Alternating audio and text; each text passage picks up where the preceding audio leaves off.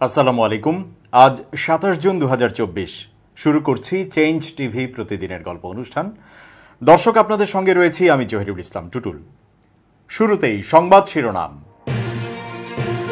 পাওয়া গেল আলোচিত সেই ছাগলের খোঁজ। অবশেষে ১৪ দিন পর জনসম্মুখে এলেন ছাগল মতিউরের স্ত্রী। হিজবুল্লাহর সঙ্গে যুদ্ধ করতে চাচ্ছে না ইসরায়েল। এবার বিস্তারিত।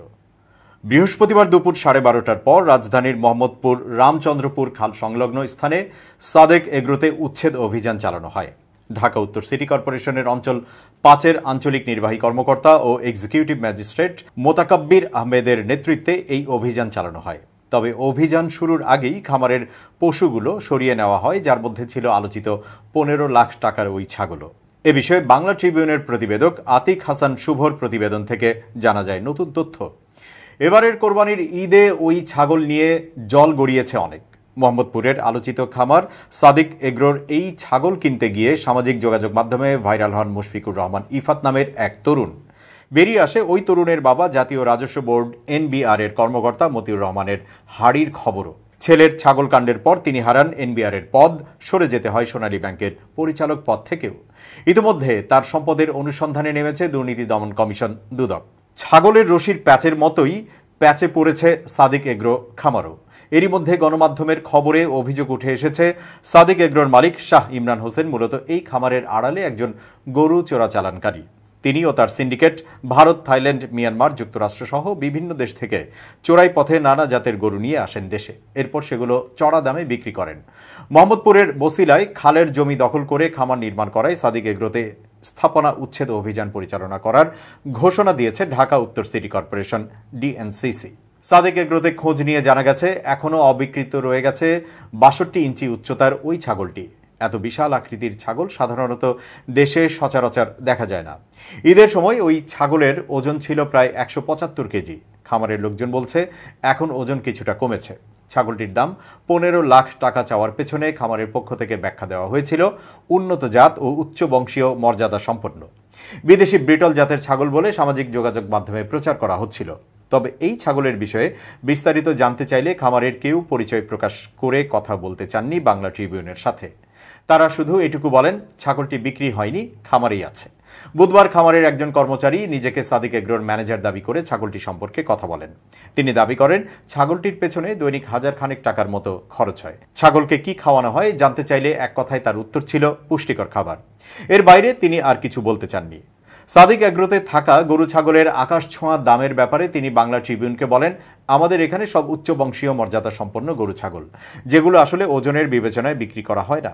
স্বাভাবিকভাবে খাবারগুলোতে গরু ছাগলের যেমন যত্ন নেওয়া হয়, এখানে তার চেয়ে বেশি যত্ন নিয়ে লালন পালন করা হয়। তাছাড়া এদের খাওয়া দাওয়াও স্পেশাল। ছাগল কাণ্ডের এমন ঘটনায় ব্যবসায়ে কোনো প্রভাব ফেলছে কিনা এমন প্রশ্নের জবাবে এই কর্মচারী বলেন, আমাদের এখানে কোরবানি ছাড়াও রেগুলার বড় গরু ছাগল বিক্রি হতো, কিন্তু এই ঘটনার পর এখন বড় পশুর বিক্রি নেই।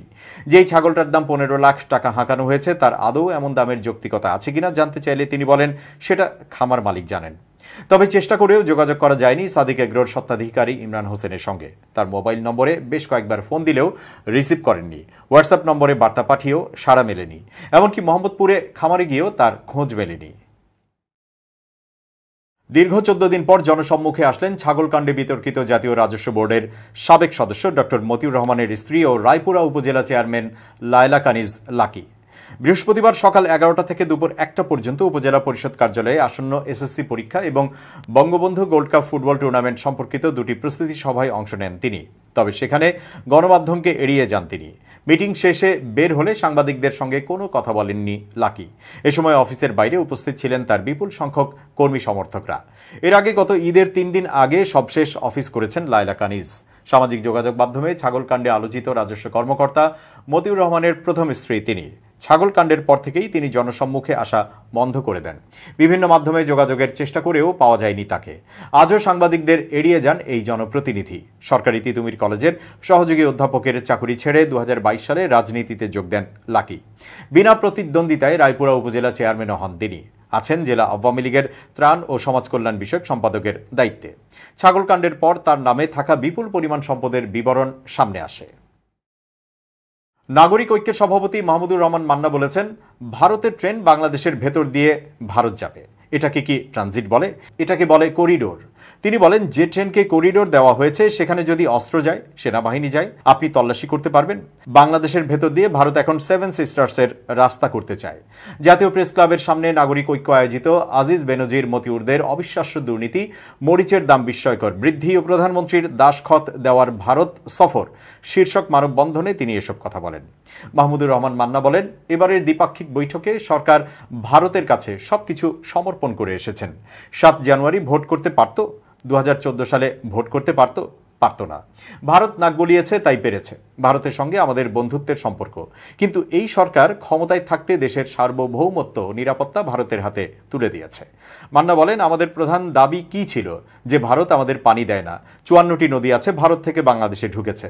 যখন কোনো নদীর পানি আরেকটা দেশে ঢুকবে তখন তা অবারিত থাকবে, কেউ বাধা দিতে পারবে না। ভারত গঙ্গায় বাঁধ দিয়েছে, যেদিকে দিয়ে বাংলাদেশে ঢুকে।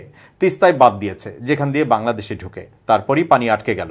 তিস্তার পানি আমার প্রাপ্য, এটা আমাকে দিতে হবে। এই কথা কি আপনারা বলেছেন? বড় বড় যে কথা বলেন, এগুলো নিয়ে কোনো আলোচনা হয়েছে? আমাদের প্রধানমন্ত্রী তিস্তার পানির দাবি ছেড়ে দিয়ে এসেছেন। মান্না বলেন, মতিউর যেদিন গেল সেদিনের আগ পর্যন্ত তার নামে কোনো মামলা নিষেধাজ্ঞা নেই। যাওয়ার পরে বিদেশ যাওয়ার নিষেধাজ্ঞা দিল। সবগুলো আওয়ামী লীগ করে। প্রধানমন্ত্রী নিজেই তো চুরি করে, ডাকাতি করে প্রধানমন্ত্রী। চোর ডাকাত ছাড়া তো প্রধানমন্ত্রী থাকতে পারে না। আবার বলে এত লোভ মানুষের। আপনার আশপাশে যারা থাকে তাদের লোভ নেই?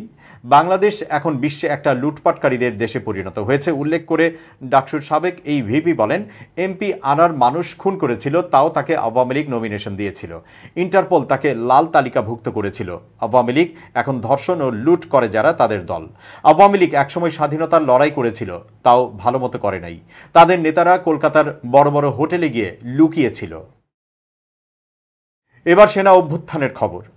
বলিভিয়ায় সেনা অভ্যুত্থানের চেষ্টা ব্যর্থ হয়েছে। প্রেসিডেন্টের প্যালেস ঘিরে ফেলেও সৈন্যরা সরে গেছে। গ্রেপ্তার হয়েছেন সেনাপ্রধান। লাপাজে প্রেসিডেন্ট লুইস আর্সের বাসভবন সৈন্যরা ঘিরে ফেলে। প্রেসিডেন্ট বলিভিয়ান নাগরিকদের বলেন, তারা যেন গণতন্ত্র রক্ষা করতে সক্রিয় হন। বিশ্ব নেতারা অভ্যুত্থানের নিন্দা করেন। তবে সেনাবাহিনীর এই অভ্যুত্থান দীর্ঘস্থায়ী হয়নি। বুধবার বেলা 4টা নাগাদ তারা প্রেসিডেন্টের প্রাসাদে ঢোকে। কয়েক ঘন্টার মধ্যেই সৈন্যরা প্রেসিডেন্টের বাসভবন সহ সরকারি এলাকা থেকে সরে যায়। প্রেসিডেন্টের নির্দেশ ও অন্য সরকারি কর্মকর্তারা এই ঘটনার তীব্র প্রতিবাদ করার পর তারা সরে যায়। বলিভিয়ার কর্তৃপক্ষ বিদায়ী সেনাপ্রধান জুয়ান জোস জুনিগাকে গ্রেপ্তার করেছে। সৈন্যরা তার প্রাসাদে আসার পর আর্সে সামাজিক যোগাযোগ মাধ্যমে বলেন, বলিভিয়ার সৈন্যদের কয়েকটি ইউনিট বেআইনিভাবে জড়ো হয়েছে। গণতন্ত্রকে রক্ষা করতে হবে। যখন এই অভ্যুত্থান চলছে তখন তিনি নতুন সেনা কমান্ডারদের নাম ঘোষণা করেন। তারা তখন প্রেসিডেন্টের প্রাসাদ ও লাপাজের কেন্দ্রে থাকা অন্য জায়গায় থেকে সৈন্যকে ফিরে আসার নির্দেশ দেন। সৈন্যরা যখন ফিরে যাচ্ছে তখন আর্সের হাজার হাজার সমর্থক বলিভিয়ার পতাকা নিয়ে সেখানে উপস্থিত ছিলেন। আর্সে যখন নতুন সেনা কমান্ডারদের নাম ঘোষণা করেন তখন বিদ্রোহী সেনাপ্রধান স্বাভাবিকভাবেই বরখাস্ত হয়ে যান। স্থানীয় টিভি চ্যানেলের ফুটেজে দেখা গেছে প্রেসিডেন্টের প্রাসাদের ভেতরে আর্সের সাথে জুনিগার কথা হচ্ছে। আর্সে তাকে ও সৈন্যদের বলছেন, আমি আপনাদের ক্যাপ্টেন, আমি নির্দেশ দিচ্ছি আপনারা ফিরে যান। আমি কোনো অবাধ্যতা বরদাস্ত করব না। জুনিগা টেলিভিশনে ভাষণে বলেন, তার আশা ছিল সরকার পরিবর্তন হবে। তিনি সাবেক অন্তর্বর্তী প্রেসিডেন্ট সহ রাজনৈতিক বন্দীদের মুক্তি দিতে চেয়েছিলেন। সাবেক প্রেসিডেন্ট ইভো মোরালস আর্সের পাশে দাঁড়িয়েছেন। তিনি সামাজিক যোগাযোগ মাধ্যমে পোস্ট করে বলেন, তিনি তার সমর্থকদের গণতন্ত্রের পক্ষে থাকতে বলেছেন। সেনাবাহিনীকে কিছুতেই গণতন্ত্র ধ্বংস করতে দেওয়া হবে না এবং মানুষকে ভয় দেখাতে দেওয়া হবে না। স্বাধীনতার পর থেকে 1950 সাল পর্যন্ত বলিভিয়া 200টির মতো সেনা অভ্যুত্থান ও বিদ্রোহ দেখেছে। 2019 সালে মোরালসকে যখন ক্ষমতা থেকে সরে যেতে হয় তখনও তার পেছনে সেনাবাহিনীর ভূমিকা ছিল বলে অভিযোগ উঠেছিল। তিনি নিয়ম ভেঙে 4র্থবার প্রেসিডেন্ট হতে চেয়েছিলেন, কিন্তু সেনাবাহিনী জানিয়ে দেয় তারা তাকে তার অফিসে নিরাপত্তা দিতে পারবে না। এরপর মোরালস পদত্যাগ করেন এবং তার সমর্থকরা অভিযোগ করেন এটাও সেনা অভ্যুত্থানের ঘটনা। এবার খুব জরুরি 1 মিনিট জানাচ্ছেন ইউনেস্কো ক্লাব পুরস্কার বিজয়ী সাংবাদিক আমিরুল মোমিনিন মানিক। খুব জরুরি 1 মিনিটে প্রত্যেককে আমন্ত্রণ। প্রিয় বন্ধুরা, আমাদের এই পারিপার্শ্বিক পরিস্থিতিতে আমরা অন্যের কোনো সফলতা দেখে উদ্বেগাকুল হয়ে যাই, তখন অন্যের পথ ধরেই চেষ্টা করতে থাকি। মানে আমি যদি কাক হই তাহলে ময়ূর সাজবার কৃত্রিম চেষ্টা করি। এটা একটা ভুল পদ্ধতি। আপনি যে অবস্থানে আছেন সেটি নিয়ে আপনি সন্তুষ্ট থাকুন এবং স্থিরভাবে এগিয়ে যাবার পথ খুঁজুন। কিন্তু অন্যের সফলতা দেখে আপনি যদি আপনার পথ পরিবর্তন করেন, কৌশল পরিবর্তন করেন বা লক্ষ্যই পরিবর্তন করে ফেলেন, তাহলে বরং আপনি ক্ষতিগ্রস্ত হবেন। সুতরাং অন্যের সফলতা দেখে উদ্বেগ বা অস্থির চিত্ত হবার কোনো সুযোগ নেই। ভালো থাকবেন, শুভেচ্ছা নিরন্তর। ভারত কোনো হিন্দু রাষ্ট্র নয় বলে মন্তব্য করেছেন নোবেল বিজয়ী অর্থনীতিবিদ অমর্ত্য সেন। তার মতে সাম্প্রতিক লোকসভা নির্বাচনের ফলাফলই এই সত্য সামনে এনেছে। এছাড়া বিজেপি সরকারের বিরুদ্ধে বিরোধীদের বিনা বিচারে বন্দী রাখার যে অভিযোগ উঠেছে তা নিয়েও অসন্তোষ জানিয়েছেন তিনি। বৃহস্পতিবার এক প্রতিবেদনে এই তথ্য জানিয়েছে ভারতীয় সংবাদ মাধ্যম এনডিটিভি। প্রতিবেদনে বলা হয়েছে, নোবেল বিজয়ী অমর্ত্য সেন বুধবার জোর দিয়ে বলেছেন, ভারত যে হিন্দু রাষ্ট্র নয় তা সাম্প্রতিক লোকসভা নির্বাচনের ফলাফল সবার সামনে এই সত্যটি তুলে ধরেছে। বুধবার সন্ধ্যায় যুক্তরাষ্ট্র থেকে পশ্চিমবঙ্গের রাজধানী কলকাতায় পৌঁছে এই মন্তব্য করেন তিনি। নতুন ব্যবস্থার অধীনেও বিরোধীদের বিনা বিচারে কারাগারে রাখা নিয়ে অসন্তোষ প্রকাশ করেন অমর্ত্য সেন। বুধবার সন্ধ্যায় নেতাজি সুভাষচন্দ্র বসু আন্তর্জাতিক বিমানবন্দরে পৌঁছে অমর্ত্য সেন বলেন, ভারতবর্ষ যে হিন্দু রাষ্ট্র নয়, নির্বাচনে ভারতীয় ভোটারদের সেই মতের প্রতিফলন ঘটেছে। অমর্ত্যের কথায়, বিজেপি অনেক খরচ করে বড় মন্দির বানিয়েছে। এর দুটি দিক আছে। একটা হলো ভারতবর্ষকে হিন্দুত্বের নিরিখে দেখা। মহাত্মা গান্ধী, রবীন্দ্রনাথ ঠাকুর, সুভাষচন্দ্র বসুর দেশে এটা হওয়ার কথা নয়। ভারতের ধনী গরিবের বৈষম্য বাড়ার কথা উল্লেখ করেও বিজেপি সরকারের সমালোচনা করেন অমর্ত্য। তিনি বলেন, ধনীদের উপর বেশি নির্ভরশীলতা এবং দারিদ্রদের অবহেলা করার এই রীতি বহু দিন ধরেই এই সরকারে চলছে। যে মন্ত্রিসভা গঠন করা হয়েছে তা আগের মন্ত্রিসভার মতোই। মন্ত্রীরা সব একই, একটু রদবদল হলেও রাজনৈতিকভাবে যারা শক্তিশালী ছিলেন তারা এখনও শক্তিশালী রয়ে গেছেন। অমর্ত্য সেন বিজেপি সরকারের আমলে বিনা বিচারে বিরোধীদের জেলে রাখারও অভিযোগ তুলেছেন। ভারতের বিশিষ্ট এই অর্থনীতিবিদ বলেন, রাজনৈতিকভাবে মুক্তমনা হওয়া দরকার, বিশেষ করে যখন ভারত একটি ধর্মনিরপেক্ষ দেশ এবং এই দেশে একটি ধর্মনিরপেক্ষ সংবিধান রয়েছে। 90 বছর বয়সী অমর্ত্য সেন বলেন, আমি মনে করি ভারতকে হিন্দু রাষ্ট্রে পরিণত করার ধারণাটি সমীচীন নয়। নিজের অতীতের কথা স্মরণ করে নোবেলজয়ী এই অর্থনীতিবিদ বলেন, তার শৈশবকালে ভারত যখন ব্রিটিশ শাসনের অধীনে ছিল তখনও মানুষকে বিনা বিচারে জেলে পাঠানো হতো। এবার ফিলিস্তিন প্রসঙ্গ।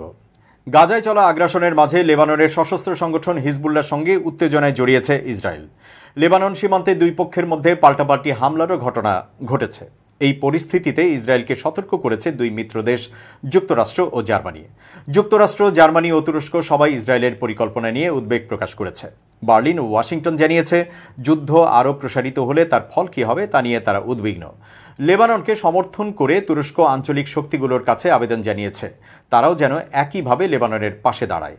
জাতিসংঘের মানবাধিকার সংক্রান্ত বিষয়ে সবচেয়ে সিনিয়র কর্মকর্তা মার্টিন গ্রিফিথস বলেছেন, যুদ্ধের পরিধি ও তীব্রতা বাড়লে তার ফলাফল মারাত্মক হবে। আমি এটাকে ফ্ল্যাশ পয়েন্ট হিসেবে দেখছি।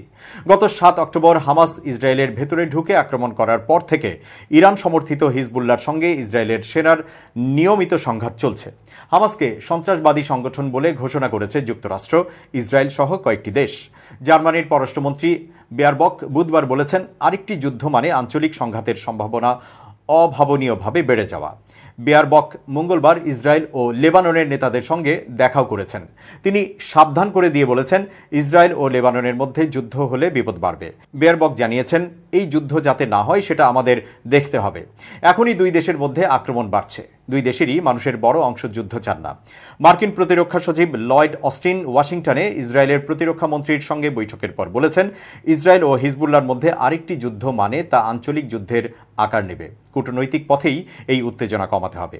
এদিকে হিজবুল্লাহর সঙ্গে ইসরায়েল যুদ্ধ চায় না বলে মন্তব্য করেছেন দেশটির প্রতিরক্ষা মন্ত্রী ইয়ভ গ্যালেন্ট। তবে কূটনৈতিক সমাধান ব্যর্থ হলে হিজবুল্লাহকে খেসারত দিতে হবে বলেও হুমকি দিয়েছেন তিনি। খবর এনডিটিভির।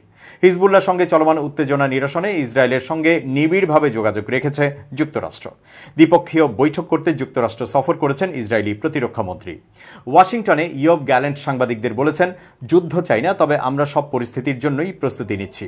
হিজবুল্লাহ ভালো করে বোঝেই যে যদি একটি যুদ্ধ শুরু হয় তাহলে আমরা লেবাননে ধ্বংসযজ্ঞ চালাতে পারি। দর্শক, শেষ করছি প্রতিদিনের গল্পের আজকের গল্প। changetv.press বাংলাদেশের ইউটিউব জার্নালিজমের অগ্রদূত। ভিজিট করেন এর ওয়েবসাইট www.changetv.press।